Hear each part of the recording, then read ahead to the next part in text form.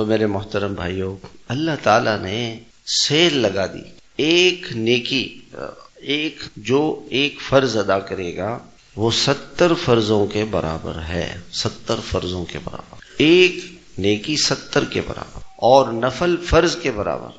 1 روپیہ زکوٰۃ کا دیں گے تو کتنے روپے صدقہ کرنے کا ثواب ملے گا؟ 70 روپے صدقہ کرنے کا ثواب ملے گا۔ اگر 1 روپیہ دیں گے، صرف 1 روپیہ دیں، 70 روپے صدقہ کرنے کا ثواب ہے، نفل فرض کے برابر۔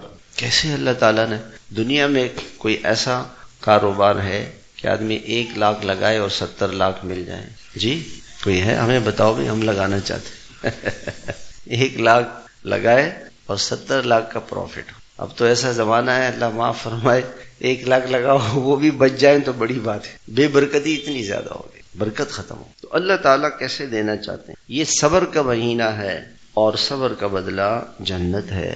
صبر کرے، درگزر کرے۔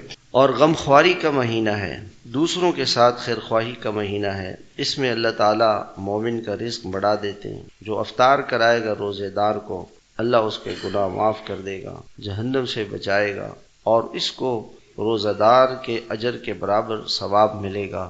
روزے دار کا اجر خراب نہیں ہوگا۔ 10 آدمیوں کو کھجور کھلا دیں۔ اب آگے صحابی نے سوال کیا کہ یا رسول اللہ، ایک آدمی غریب ہے، وہ کہ جی میں کیسے لوگوں کو افطار کراؤں؟ تو اللہ کے نبی علیہ الصلوۃ والسلام سے صحابہ نے پوچھا کہ یا رسول اللہ، ہمارے پاس تو اتنا نہیں ہے کہ ہم روزہ دار کو افطار کرا سکیں۔ صحابہ کے ذہن میں یہ تھا کہ پیٹ بھر کے کھانا کھلانا۔